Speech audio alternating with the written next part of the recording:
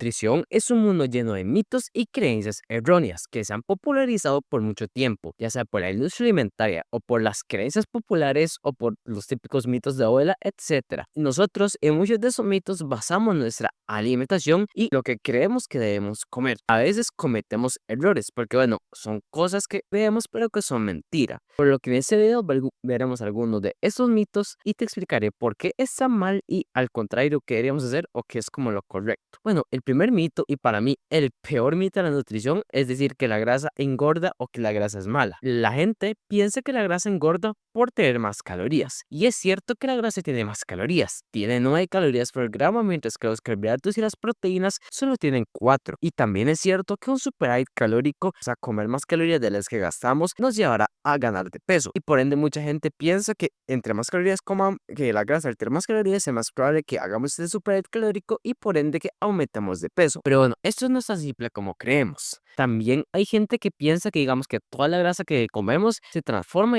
directamente en la grasa que acumulamos y esto bueno tampoco tiene sentido. Se acumula en grasa tipo subcutánea, en la grasa que acumulamos y que nos hace engordar el superávit calórico, o sea el exceso de calorías ya sea provenientes de la grasa, de la proteína o del carbohidrato, no solo de la grasa o no solo del carbohidrato, se acumula en grasa el exceso de lo que sea. Porque no creo que sea tan cierto de que la grasa por tener más calorías engorda, porque la grasa tiene como dos mecanismos que hacen que no engordemos por ella. El primero es la saciedad y el segundo es su impacto metabólico. Bueno, la grasa es un nutriente demasiado saciante, ya que activa la hormona de la saciedad llamada leptina y inhibe la hormona del hambre llamada grelina. La grasa hace que hormonalmente estemos más saciados y por ende comamos las cantidades adecuadas de grasa. La grasa en sí por tener muchas calorías como que le dice a tu cuerpo que ya comió suficiente energía y por ende regula la cantidad de grasa que comamos, haciendo que si comemos grasas saludables no comamos en exceso de grasas por la propia saciedad que nos generan. Además, tarda más tiempo en digerirse, lo que produce una sensación de plenitud más prolongada y hace que tu estómago sintetice menos grelina porque la grelina se sintetiza cuando el estómago está vacío. Pero no solo engordamos por comer mucho, sino también por un metabolismo enfermo, por tener picos de glucosa y insulina a cada rato y por ser incapaces de gastar el glucógeno que tenemos acumulados y por ende cada cosa que comemos la reservamos como grasa, aunque tengamos un montón de energía reservada en forma de glucógeno. Y la grasa es muy buena para aliviar esos problemas, ya que bueno, como te dije, tarda mucho en digerirse y esto hace que la glucosa, que es lo que causa los picos de glucosa, los picos de insulina, la glucodependencia, la incapacidad de usar grasa como fuente de energía y muchísimos problemas metabólicos en exceso, bueno, se vaya como lanzando más lento a la sangre y por ende el pico de glucosa no será tan grande y podamos manejarlo mucho más eficientemente. Al comer más grasa será más fácil que usemos grasa como fuente de energía y al usar grasa como fuente de energía podemos gastar todas estas reservas de glucógeno porque no va a haber tantos carbohidratos porque comeremos más grasa.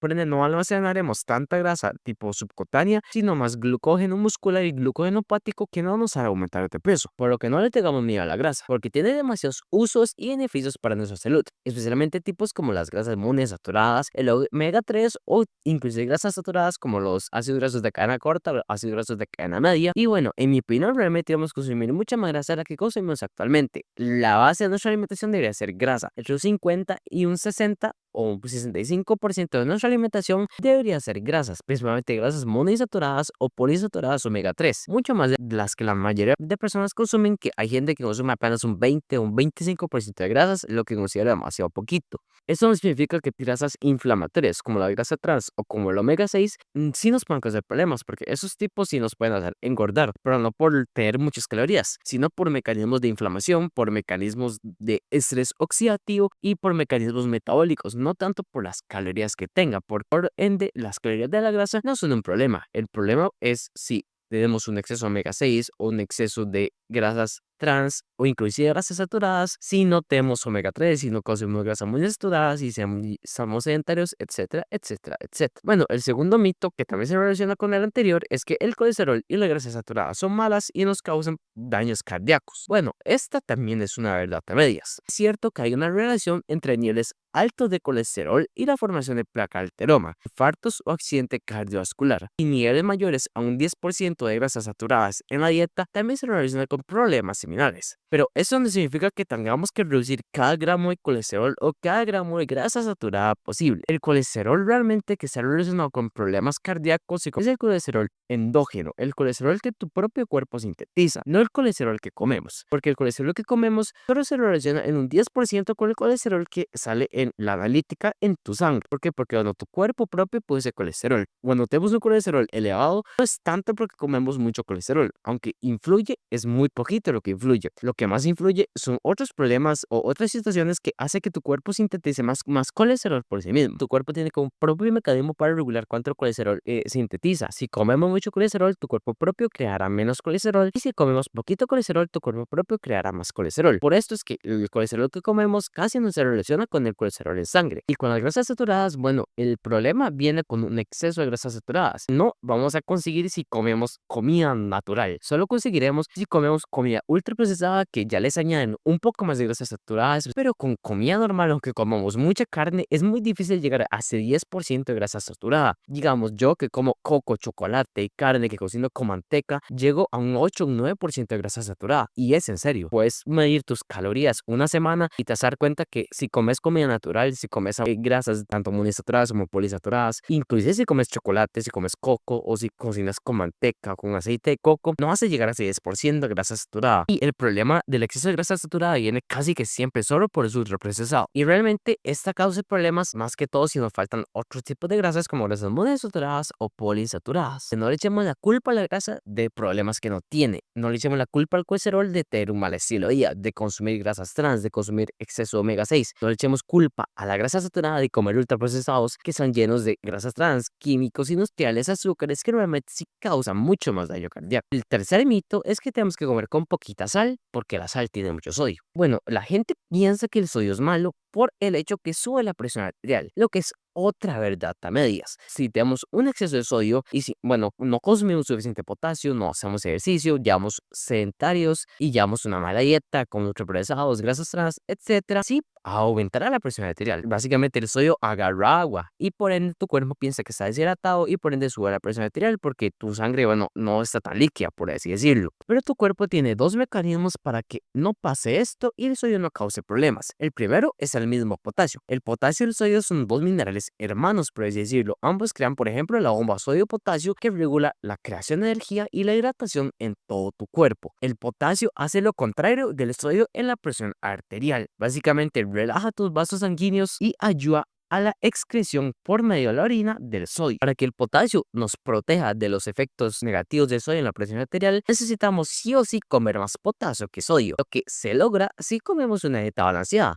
Nuestro requerimiento de potasio en sí es mayor a nuestro requerimiento de sodio, por lo que si comemos suficiente potasio y no nos excedemos en sodio con ultraprocesados, con panes, con embutidos, con reposterías, que son realmente las principales fuentes de sodio, el potasio nos protegerá del sodio y no tendremos problemas. Pero tu cuerpo también tiene otro mecanismo que es inclusive hasta más efectivo que el potasio para protegernos del sodio, y este es tus riñones. ¿Por qué? Porque como te dije, el sodio agarra agua, porque el sodio es un electrolito hidrofílico, o sea que puede estar en el agua y estar en tu sangre tranquilamente. Eso hace que llegue muy fácilmente a tus riñones, y tus riñones literalmente tienen como una función eliminar el exceso tanto de electrolitos como de vitaminas hidrosolubles por medio de la orina. El sodio es un electrolito más, por ende, si tenemos un riñón sano, si no tenemos problemas renales, y si le damos a tu riñón las vitaminas, los minerales, los macronutrientes y las sustancias que ocupa para que haga sus depuraciones correctamente, eliminaremos el exceso del sodio por medio de la orina sin mucho problema. El exceso de sodio no estoy hablando con comer 5 gramos o 6, 7 gramos de sodio al día. Estoy hablando de 3.500, 4.000, 4.500. ¿Por qué? Porque si comemos, como te dije, mucha panadería industrial, mucho ultraprocesado, que si comida rápida, snacks como papitas, chips, etcétera, embutidos, que son aproximadamente el 80-90% de nuestro consumo de sodio diario, según muchas investigaciones, sí nos podríamos exceder en sodio. Pero con la sal de mesa no. Digamos, para excedernos en sodio con sal de mesa, tendríamos que echarle muchísima sal que nos habrá salado la comida y por ende no lo haremos. Para obtener 2.300 miligramos de sodio que recomiendan las organizaciones, ocupamos una cucharadita llena, o sea, barrigona de sal. Y nos vamos a dar cuenta que eso es bastante, eso es más que suficiente para echarle a la comida, inclusive un poquito más. Mucha gente le echa menos, mucha gente le echa 3, 4 gramos de sal a la comida sin darse cuenta. Por lo que en sí la sal no es el problema, la sal es nuestra principal fuente de sodio, cloro y yodo. Y realmente ocupamos un poquito más de sodio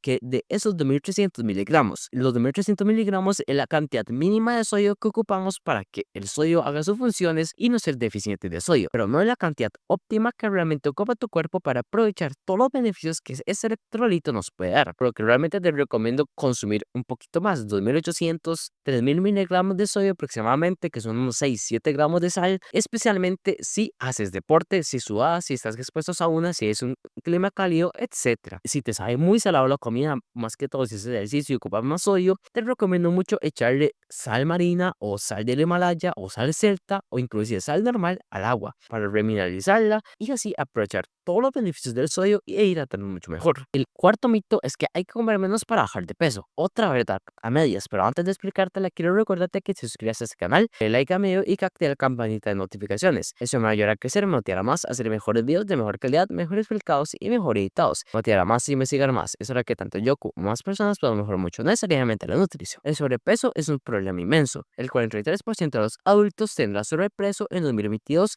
según la OMS y la OPS, por lo que muchas personas quieren solucionar este problema reduciendo la cantidad de comida que comen. Es cierto que necesitamos comer menos de lo que gastamos en un déficit calórico para bajar de peso. Hay que comer menos, hacer ayunos y cosas así ha demostrado grandísimos beneficios de reducir la inflamación e inclusive promover la longevidad. El problema es cómo lo hacemos, porque muchas personas lo hacen de manera incorrecta. Dejan de comer los alimentos sanos y que les dan micronutrientes y fitonutrientes y prefieren comer ultraprocesados light o bajos en calorías para lograr ese objetivo, lo que tampoco es eficiente, porque bueno, con comer menos estamos sí o sí haciendo nuestro metabolismo más lento, y comer menos y aparte comer mal hace que sea casi que imposible llegar a nuestros requerimientos de micronutrientes y conseguir cantidades óptimas de fitonutrientes. Lo único que estamos haciendo es nutrirnos por nuestra propia cuenta. Los beneficios de comer menos se dan en una dieta donde cumplamos con todos nuestros requerimientos de macronutrientes, de proteínas, de grasas esenciales, de micronutrientes y de fitonutrientes. Una dieta rica en alimentos animales, pescados, ensaladas, frutas, frutos secos, semillas, fibra y carbohidratos sanos como tubérculos o pseudocereales y ningún tipo de ultraprocesado o alimento refinado, nada de alimentos light, cero, bajos en grasa, bajos en calorías, etc. O sea, para bajar de peso no tenemos que seguir dietas restrictivas o hacer ayunos prolongados. Lo único que tenemos que hacer es comer mejor, porque tu propio cuerpo tiene mecanismos para regular lo que come, la saciedad. Esos mecanismos solo funcionan correctamente si comemos correctamente, si comemos suficiente fibra, si comemos suficiente grasa, proteína, etcétera. Comemos mal si comemos un montón de azúcares, de harinas refinadas, de ultraprocesados, de aceites vegetales, de semilla. Ese